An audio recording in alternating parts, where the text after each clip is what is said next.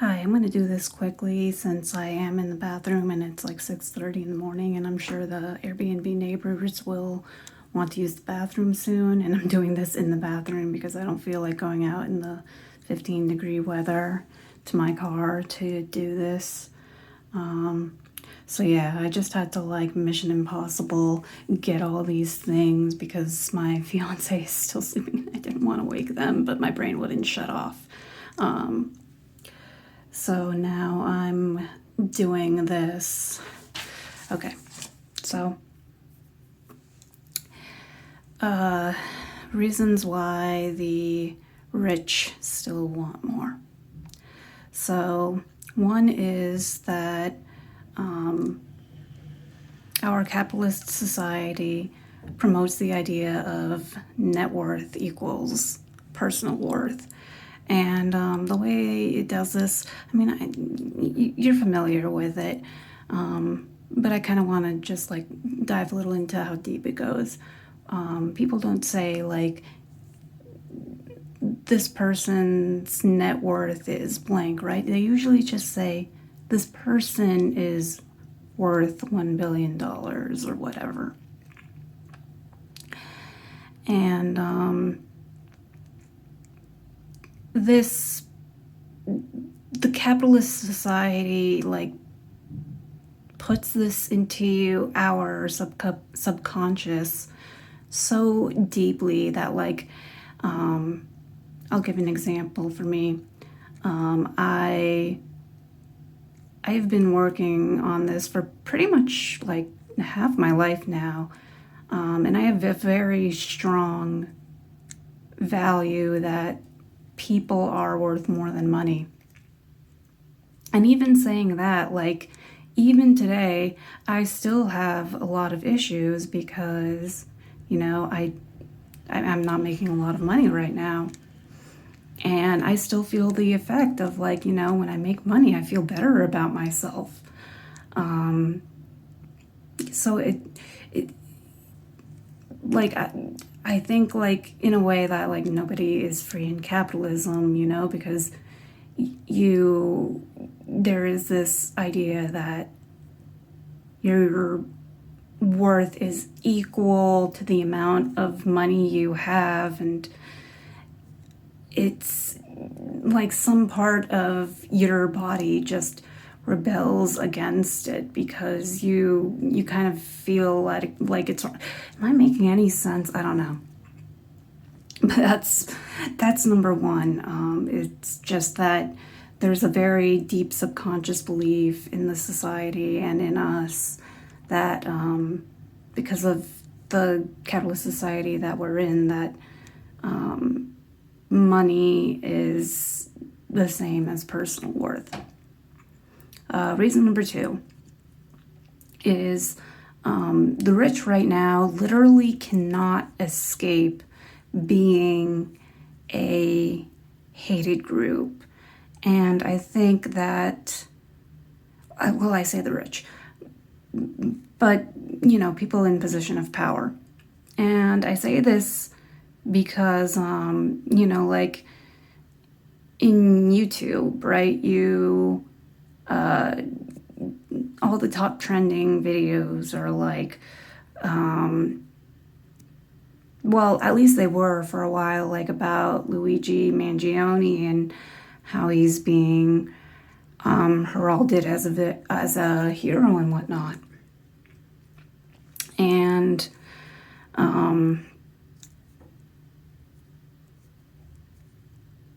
even before Luigi,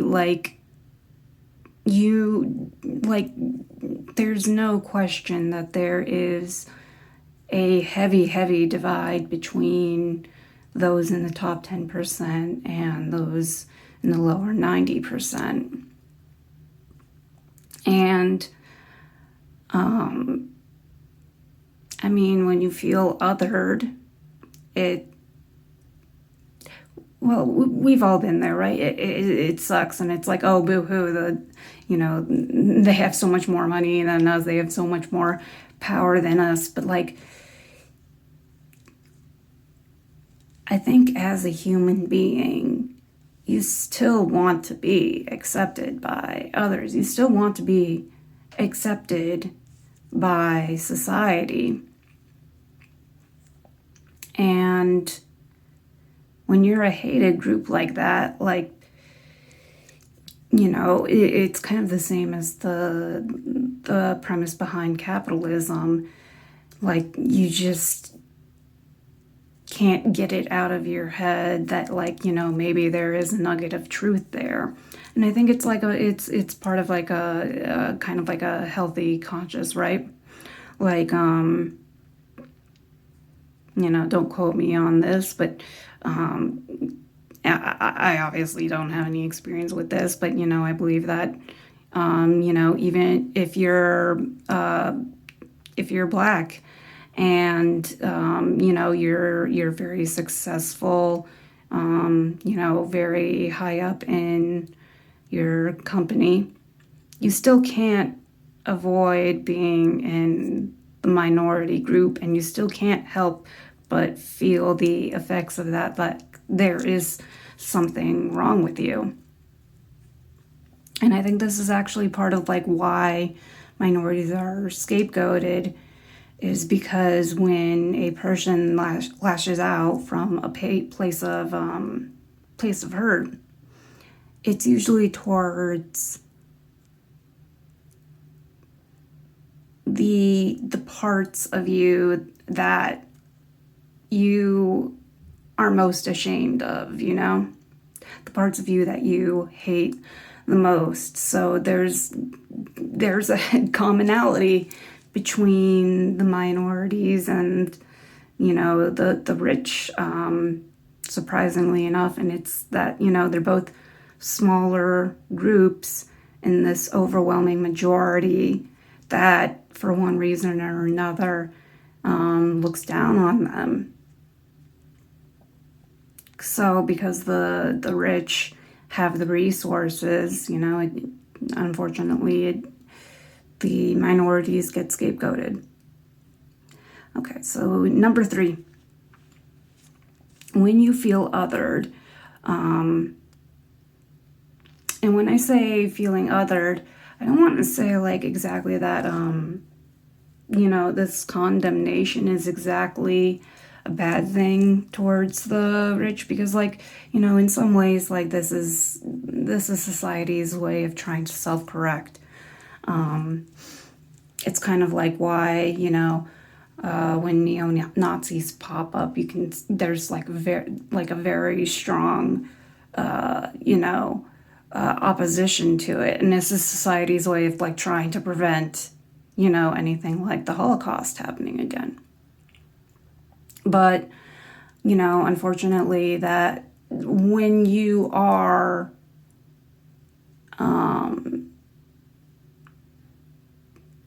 this hated group, or when you feel ganged up on, most people's reaction is not to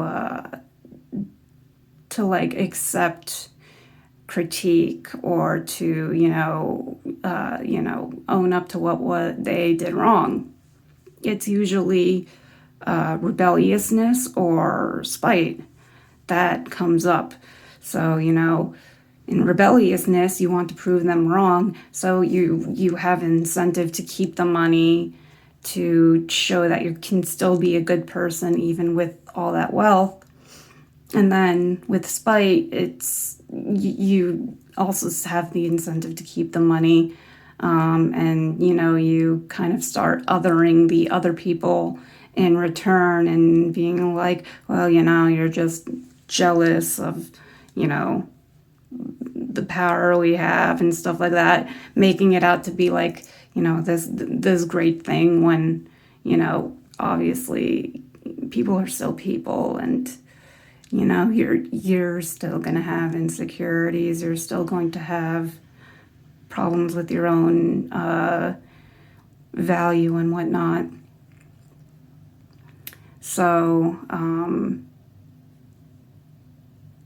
yeah, your response is just going to be to kind of cling tighter. 4, chasing money to feel better. We all do this.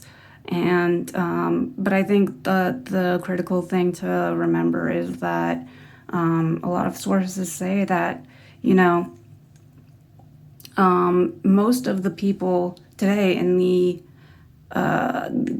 upper echelons of income are actually self-made. Well, to be self-made in the first place, you have to have a really strong desire to accumulate that wealth, right? And at the same time, you probably have that desire partially because, you know, you feel like more wealth will make you feel better. And, you know, in part that's true, but then it also becomes an addiction, and everyone's kind of familiar with how, you know,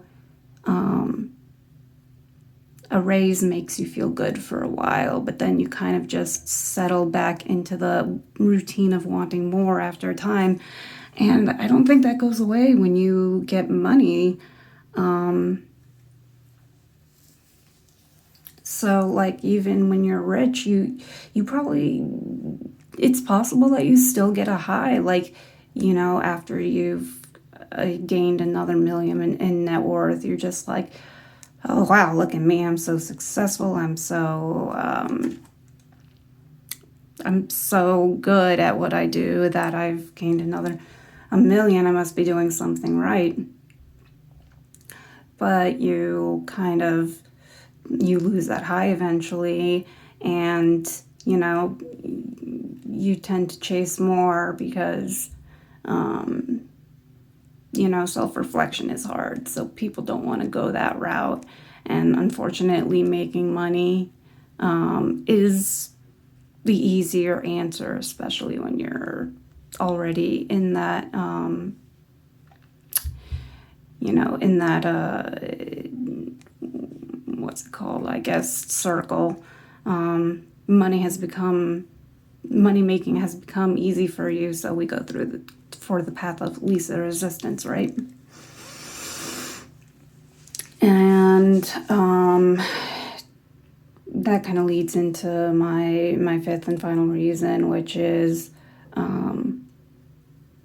I do believe that part of it is a trauma response to being othered by society.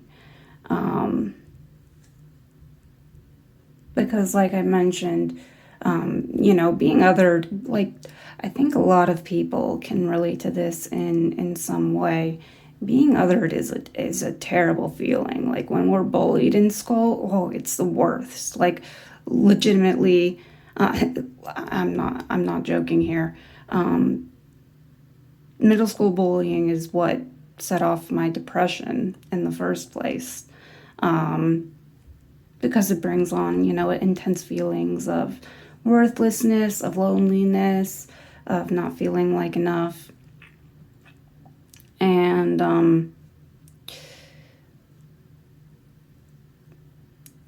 I mean, you know, that doesn't go away when you get wealth. You still, like I said, you still seek societal acceptance.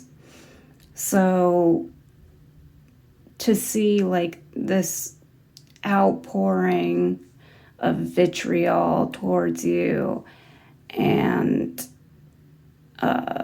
idealization of a person who is, you know, who attacked one of you, it is traumatic.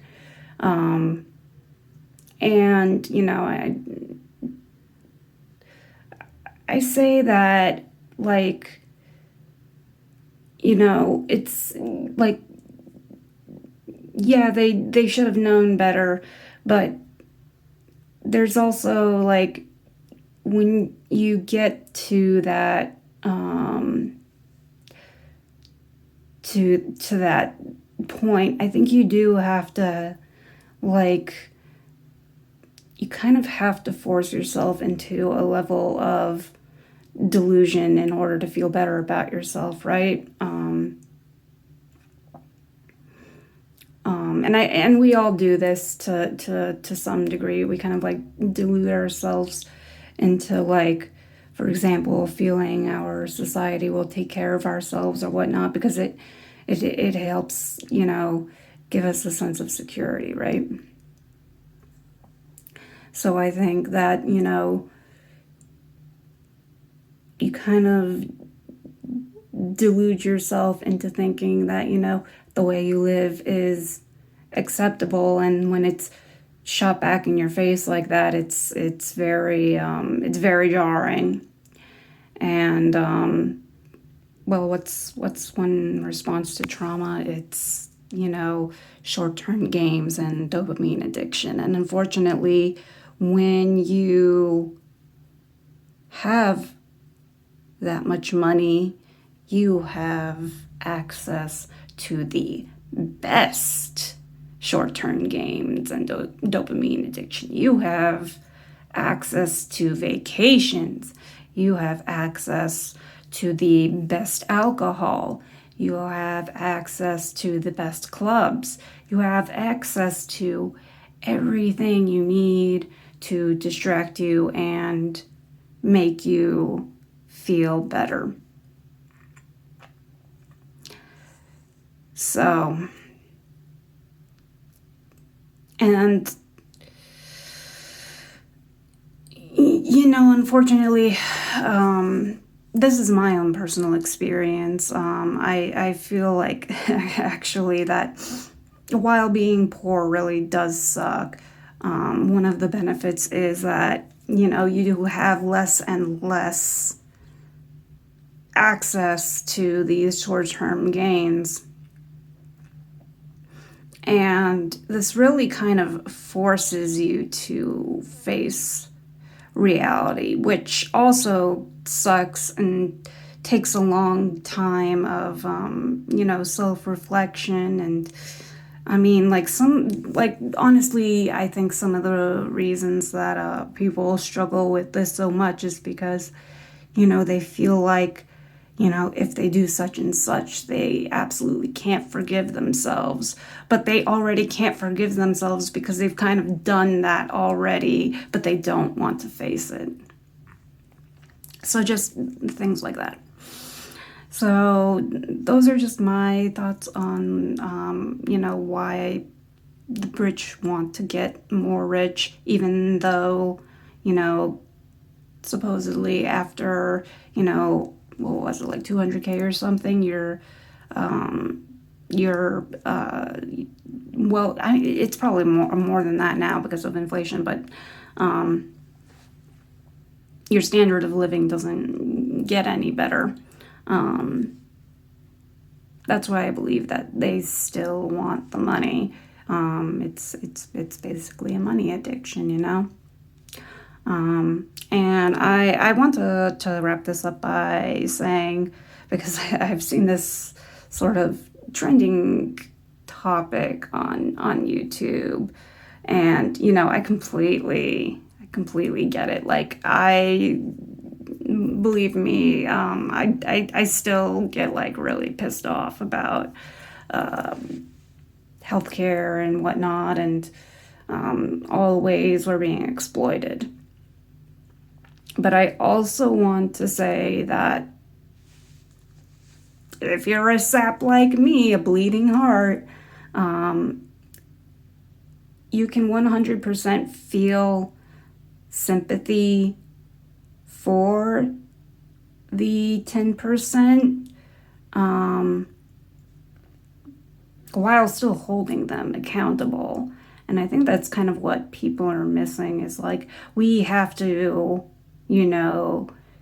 hate on them because what they're doing is wrong, and they have to learn their lesson, and there's truth to that. But if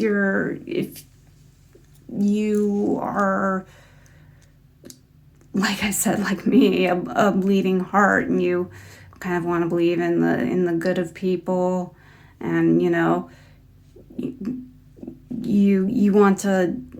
want real answers, you want things that will not just make you feel initially better, which is like blaming the other party, but you want to kind of understand where people are coming from. And you know, this is all fucking conjecture. I armchair psychologist shit. But you know, you can still be sympathetic while acknowledging that there is a lot to be held accountable for here. And in fact, I think accountability is a critical part of sympathy, because it's not like, oh well, bless your heart, you didn't know any better. It's respecting that, you know, this person has the capability to do better, respecting that this person has autonomy, and you know that unfortunately what they did was wrong, and you know they should be held accountable, and you know kind of suffer the consequences of their actions. But you can still, you know, be generous about it. You can still kind of like feel sympathy and kind of be like, you know, we've all fucked up big time in our lives at one point or another. It happens. And, you know, unfortunately, because you have more money, your consequences are much more far-reaching than most people's. So your mistakes are very much magnified, and you know that's a scary thing. That's a scary thought. And the bigger mistake we make, the larger the consequences. So when you make a big mistake when you're rich, it's like, oh, I imagine that's like, that must hit hard for some people if they're not like completely in Delulu land, which, you know, you know, as fun as it is to poke fun at the people who, you know, aren't, just don't understand where this hatred is coming from, I do think that there are probably still a lot of people who, you know, are down to earth and understand like why this is happening, and are possibly reconsidering their life choices and their reflections. So yeah, I think that's all. That this was not quick at all, but I just had to get this out there because it was on my mind, and now I can finally go the fuck to sleep. Okay, so yeah, I hope you got something from this, and I think that's all. Take care.